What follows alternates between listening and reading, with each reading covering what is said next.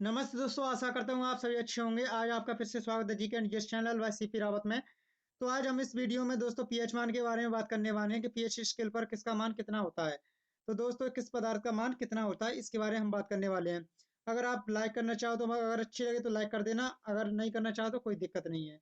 तो हम लेकिन वीडियो को क्या है अंत तक जरूर देखना, क्योंकि जिससे आपको फायदा मिले। तो हम किसके बारे में बात करने वाले, पीएच मान के बारे में बात करने वाले हैं। पीएच मान स्केल क्या होती है? पीएच मान स्केल ये होती है कि दोस्तों अगर 7 से कम होगा तो दोस्तों अम्लीय होगा, 7 से अधिक होगा तो क्षारीय होगा। इस प्रकार से क्या है दोस्तों इसमें पीएच मान होता है। अगर 7 से कम है तो अम्लीय होगा और 7 से कम है तो क्षारीय होगा।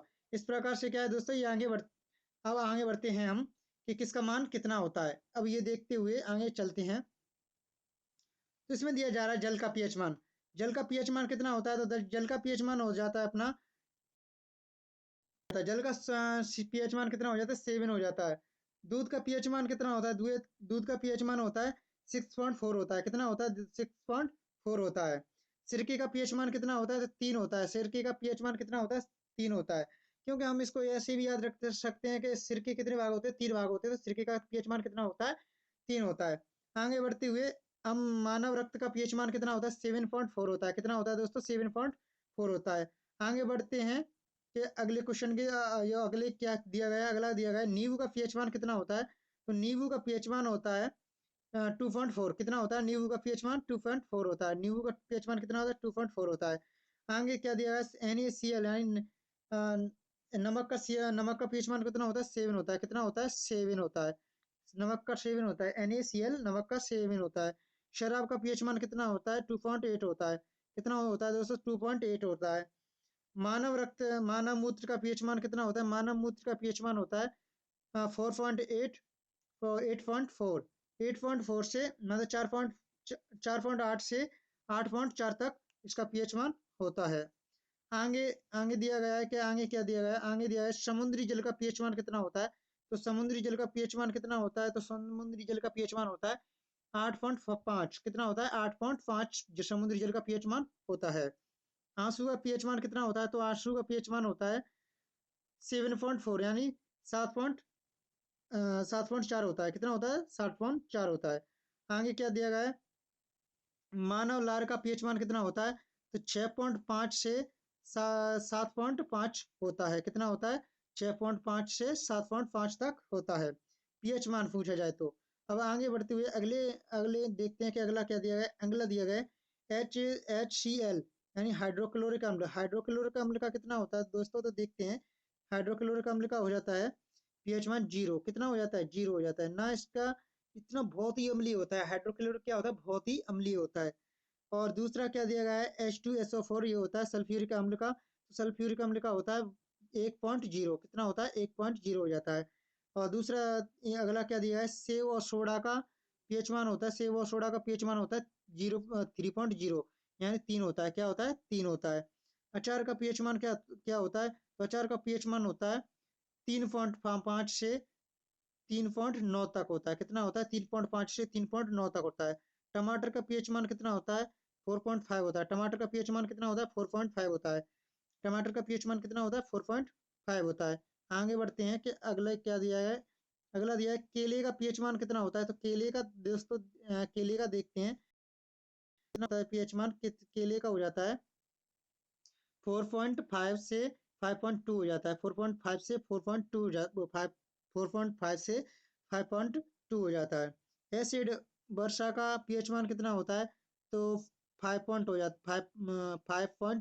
कितना हो जाता है? 5.0 के आसपास होता है। इसका 5.0 के आसपास होता है।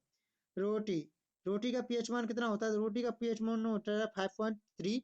5.3 से 5.8 तक हो जाता है। कितना हो जाता है? 5.3 टू 5.8 तक हो जाता है। लाल मांस का पीएच मान कितना होता है? तो 5.4 से 6.2 हो जाता है। कितना हो जाता है? 5.4 से 6.2 हो जाता है। आगे क्या दिया है? चारेदार पनीर का चारेदार पनीर का पीएच मान कितना होता है? तो 5.9 हो जाता है। कितना हो जाता है? 5.9 हो जाता है। पीएच मान कितना हो जाता है? 5.9 हो जाता है। आगे क्या दिया गया? आगे देखते हैं। मक्खन का पीएच मान कितना होता है? तो मक्खन का पीएच मान हो जाता है दोस्तों, मक्खन का पीएच मान हो जाता है अपना 6.1 से 6.4 हो जाता है। कितना हो जाता है? 6.1 से 6.4 हो जाता है मक्खन का पीएच मान। आगे बढ़ते हुए अगला क्या दिया गया है, देखते हैं। मछली का पीएच मान कितना होता है? मछली का पीएच मान हो जाता है, तो दोस्तों मछली का पीएच मान देखते हैं। तो मछली का पीएच मान कितना हो जाता है? मछली का पीएच मान हो जाता है 6.6 से 6.8 तक हो जाता है। क्या हो जाता है? 6.6 से 6.8 तक हो जाता है। अब अन्य क्षारकता सूची देखेंगे सर। अन्य क्षारकता सूची, अभी क्या है, अम्लीयता की सूची देखिए अभी। अब क्षारकता की सूची देखेंगे, क्षारक में कौन कौन से आते हैं। तो आगे देखते हैं दोस्तों कि आगे क्या है, आगे क्या दिया है। हाँ, तो आगे देखते हैं कि आगे क्या दिया गया है। आगे दिया गया है अन्य अन्य क्षारकता की सूची देखेंगे। क्या देखेंगे? अन्य क्षारकता की सूची देखेंगे। अन्य क्षारकता की सूची देखेंगे। तो इसमें दिया गया है शैम्पू का पीएच मान कितना होता है? तो 7.0 से 10 होता है। कितना होता है? 7.0 से 7.0 से 10 होता है। अब ये क्षारक की सूची में जो है, 7 से अगर अधिक होगा तो क्या होगा? क्षार होगा। इसी प्रकार से क्या हो जाता है, ये 7.0 से 10 हो जाता है। अब आगे दिया गया है बेकिंग सोडा यानी सोडियम बाइकार्बोनेट का पीएच मान कितना होता है? तो सोडियम बाइकार्बोनेट का पीएच मान हो जाता है 8.3 हो जाता है। कितना हो जाता है? 8.3 हो जाता है। टूथपेस्ट का पीएच मान कितना होता है? तो लगभग 9 हो जाता है। कितना हो जाता है? 9 हो जाता है, यानी 9 हो जाता है। लगभग कितना हो जाता है? 9 हो जाता है। अगला क्या दिया है? मैग्नीशियम के दूध का पीएच मान कितना होता है? मैग्नीशिया के दूध का पीएच मान कितना होता है? तो 10.5 हो जाता है। 10.5 हो जाता है, यानी 10.5 हो जाता है। अमोनिया का पीएच मान कितना है? तो अमोनिया का पीएच मान ये 11 हो जाता है। कितना हो जाता है? 11 हो जाता है। कितना हो जाता है दोस्तों? 11 हो जाता है। अब आगे बढ़ते हुए अगले क्वेश्चन, अगले की देखते हैं कि अगला में क्या दिया गया है। तो अगले में दिया गया है कि hair stocking chemicals hair stocking chemicals का पीएच मान कितना होता है? इसका हो जाता है 11.5 से 14 हो जाता है। 11.5 से 14 तक हो जाता है। लाइम का क्या? लाइम यानी कैल्शियम हाइड्रोक्साइड को लाइम के नाम से भी जाना जाता है। कैल्शियम हाइड्रोक्साइड का पीएच मान कितना होता है? तो 12.4 हो जाता है। कितना हो जाता है? 12 पॉइंट यानी 12.4 हो जाता है। 12.4 हो जाता है। अब आगे बढ़ते अगले के देखते हैं कि अगले में क्या दिया है। लाई का पीएच मान हो जाता है 13। कितना हो जाता है? 13 हो जाता है। और सोडियम हाइड्रो ऑक्साइड का यानी HaOH का पीएच मान कितना हो जाता है?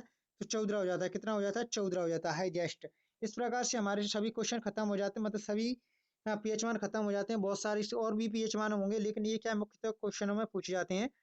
तो दोस्तों, अगर आपको हमारी वीडियो अच्छी लगी हो तो सब्सक्राइब, लाइक और सब्सक्राइब कर देना चैनल को, जिससे हमें मोटिवेशन मिलती रहे। धन्यवाद दोस्तों।